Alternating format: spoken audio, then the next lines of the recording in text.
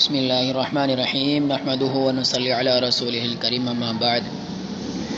रमज़ानुल मुबारक महीने में अक्सर अहबाब जा सवालात ईंदा आहिनि त अफ़्तार जे वक़्तु कहिड़ी दुआ पढ़ी वञे जंहिं वक़्तु रोज़ो खोलियो वञे थो ऐं कंहिं वक़्तु पढ़ी वञे उन जे बारे में मुख़्तसर वज़ाहत तव्हांजे अॻियां रखणु चाहियां थो त रोज़े अफ़्तार जे बारे में मुख़्तलिफ़ रिवायतूं आयूं आहिनि ऐं हर हिक जा अलॻि अलॻि अल्फाज़ बि आया आहिनि।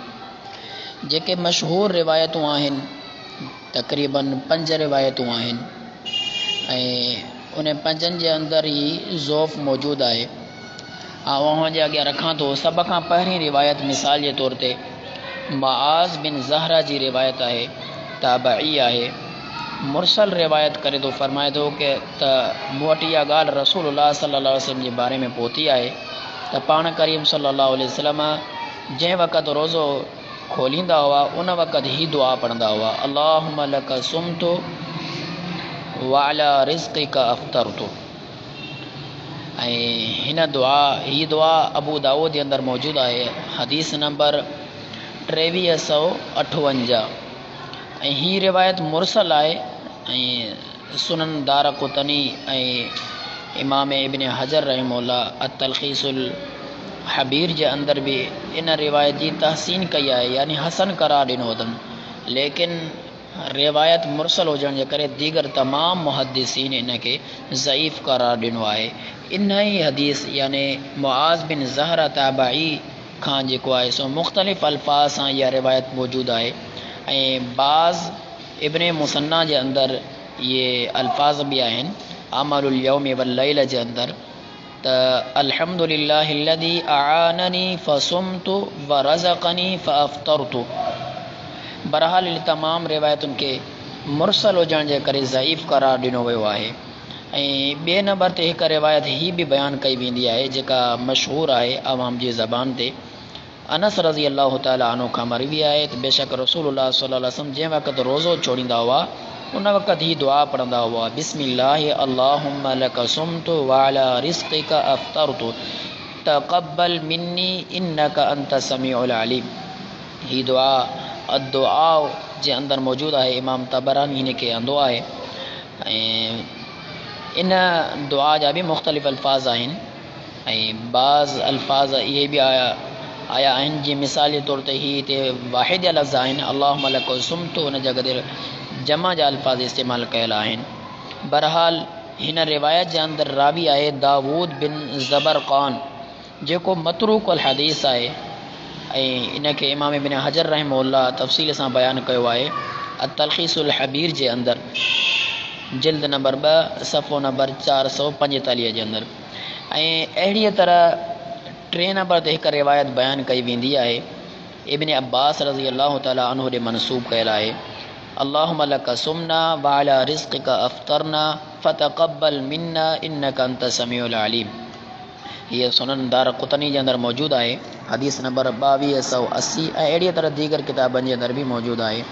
ऐं इहा ई हदीस वाहिद जे सीगन सां मौजम कबीर जे अंदरि बि मौजूदु आहे त अल्फाज़ चंद मुख़्तलिफ़ अथसि त इहा हदीस नंबर आहे 12720। ऐं अहिड़ीअ तरह इन हदीस जे अंदरि रावी आहे अब्दुल मलिक बिन हारून बिन अंतरा, जंहिं ते मुहद्दिसीन सख़्तु जरा कई आहे त ही रावी जेको आहे सो कूड़ ॻाल्हाईंदो हो आम हालात जे अंदरि बि ऐं अहिड़ीअ तरह हदीस में बि। इहा जेका आहे सो तव्हां जरा ॾिसण जे लाइ अल बदरुल मुनीर जे अंदरि तव्हां ॾिसो त इन जे अंदरि बहितरीन वज़ाहत आहे त हिन रावी ते माना जरा कयल आहे ऐं सख़्तु जरा मुहद्दिसीन जी वारिद आहे। अहिड़ीअ तरह चौथीं रिवायत बयानु कई वेंदी आहे, अबू हुरैरा रज़ी अल्लाह ताला अन्हु ॾे मनसूब कई वेंदी आहे। मुसन्नफ़ इब्न अबी शैबा जो हवालो ॾिनो वेंदो आहे त अबू हुरैरा रज़ी अल्लाह ताला अन्हु बि इहा दुआ पढ़ंदा हुआ, अल्लाहुम्मा लका सुम्तु व अला रिज़्क़िका अफ़्तरतु। लेकिन इहा हदीस मुसन्नफ़ इब्न अबी शैबा जे अंदरि आई आहे। जेकॾहिं तहरीफ़ खां पहिरियां खां ॾिसूं था, जंहिं वक़्तु तहरीफ़ नाहे थियल इहा हदीस त पोइ इहा अल्फाज़ न आहिनि, बल्कि ॿियल इन अबू हुरैरा रज़ी अल्लाह ताला अन्हु जी जॻह ते अबू ज़हरा जा अल्फाज़ आहिनि जेको ताबई आहे, पहिरियां बयानु करे चुको आहियां। मुआज़ बिन ज़हरा ऐं इन जी ताईद जंहिंखां इमाम इब्न अबी शैबा रिवायत करे थो जंहिं शेख खां, उन शेख जी बि आहे किताब दुआ जे अंदरि मोहम्मद बिन फ़ुज़ैल ख़ुदि जेको आहे सो अल्फाज़ अबू ज़हरा खां रिवायत करे इहे अल्फाज़ बयानु कया आहिनि। अहिड़ी तरह इन जी ताईद इब्नुल मुबारक जी किताब ज़ुहद खां बि थिए थी त इहे अल्फाज़ जेके आहिनि सो तहरीफ़ जा आहिनि। असल जेको लफ़्ज़ आहे अबू ज़हरा आहे, न कि अबू हुरैरा रज़ी अल्लाह ताला अन्हु। इन मां मालूम इहो थिए थो त हीअ अबू हुरैरा रज़ी अल्लाह ताला अन्हु जा अल्फाज़ न आहिनि, बल्कि अबू ज़हरा ताबई आहे, इन जी रिवायत आहे। ऐं इहा मुरसल हुजण जे करे इन खे मुहद्दिसीन क़याम ज़ईफ़ करार ॾिनो आहे। इन शुबे जे करे अक्सर अहले इल्म जन खे इतला न थी चुकी आहे। मिसाल जे तौर ते अल बदरुल मुनीर जे अंदरि बि उन इहा ई ॻाल्हि कई आहे त माना अबू हुरैरा रज़ी अल्लाह ताला अन्हु हीअ हदीस अल्फाज़ पढ़ंदा हुआ, जॾहिं त इमाम नववी रहमहुल्लाह इन जो रद्द कयो आहे त हीअ अल्फाज़ अबू हुरैरा रज़ी अल्लाह ताला अन्हु खां साबित न आहिनि। अहिड़ी तरह पंजी रिवायत अली रज़ी अल्लाह ताला अन्हु जे बारे में बयानु कई वेंदी आहे त अली रज़ी अल्लाह ताला अन्हु खे नबी सल्लल्लाहु अलैहि वसल्लम अल्फाज़ चया त जंहिं वक़्तु अमीर रोज़ो छोड़ियो त रोज़े अफ़्तार खां बाद हीअ दुआ पढ़ंदा कयो अल्लाहुम्मा लका सुम्तु व अलैका तवक्कलतु व अला रिज़्क़िका अफ़्तरतु। हीअ मुस्नदुल हारिस बिन अबी उसामा जे अंदरि मौजूदु आहे। लेकिन हिन हदीस जे अंदरि बि काफ़ी कलाम कयल आहे मुहद्दिसीन जो। मिसाल जे तौर ते हम्माद बिन अमर नसीबी रावी आहे जेको मतरूकुल हदीस आहे, ऐं अहिड़ी तरह सनद मुनक़ति आहे। इन जे लाइ काफ़ी ॿियो बि कलाम इन हदीस जे अंदरि आहे। लिहाज़ा तव्हां ॾिसणी तफ़सील जे लाइ तव्हां ॾिसो अल मतालिबुल आलिया जे अंदरि इन जी तफ़सील मुकमल मौजूदु आहे। रक़म जेको आहे सो 1074 आहे। बाक़ी जेका मसनून दुआ आहे, ॿुधाइण जो मक़सदु जेका मसनून दुआ आहे उहा मसनून दुआ रोज़े छोड़ण वक़्तु यानी रोज़ो माण्हू अफ़्तार करे अफ़्तार खां बाद जेका मसनून दुआ पढ़ी वेंदी आहे उहा रसूलुल्लाह सल्लल्लाहु अलैहि वसल्लम खां साबित जेका आहे। उमर रज़ी अल्लाह ताला अन्हु जन फरमाइनि था त पाण करीम सल्लल्लाहु अलैहि वसल्लम ही दुआ पढ़ंदा हुआ ज़हबल ज़मउ वबतलतिल उरूक़ वसबतल अज्रु इंशाअल्लाह। त माना उञ हली वई ऐं जेके रगूं हुयूं उहे तर थी वियूं ऐं अजर साबित थी वियो इंशाअल्लाह। जेकॾहिं अल्लाह चाहियो त अजर साबित थी वियो।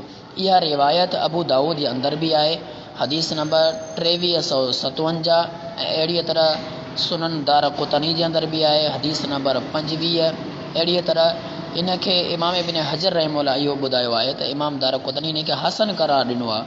ऐं इन रिवायत जी ताईद मुल्ला अली कारी पंहिंजी मिरक़ात जे अंदरि बि किताब मिरक़ात आहे जेका शरह मिशकातुल मसाबी जेका दर्ज कई अथई, उन जे अंदरि बि इन जी ताईद कई थी त इहा हदीस इहे अल्फाज़ पढ़िया वञनि।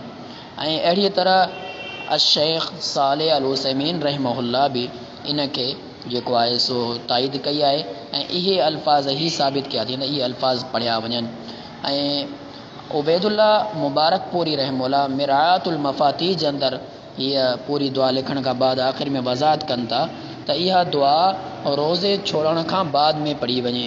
हीअ मुख़्तसर वज़ाहत इहा वञे अॻियां जेके असांजे दौर में काफ़ी अहबाब सवालात कंदा आहिनि त रोज़ो अफ़्तार करण वक़्तु कहिड़ी दुआ पढ़ी वञे। त लिहाज़ा ही अवां जे अॻियां मां जेके 5 मुख़्तलिफ़ अल्फाज़नि सां रिवायतूं आयूं आहिनि उन्हनि जे बारे में वज़ाहत कई आहे।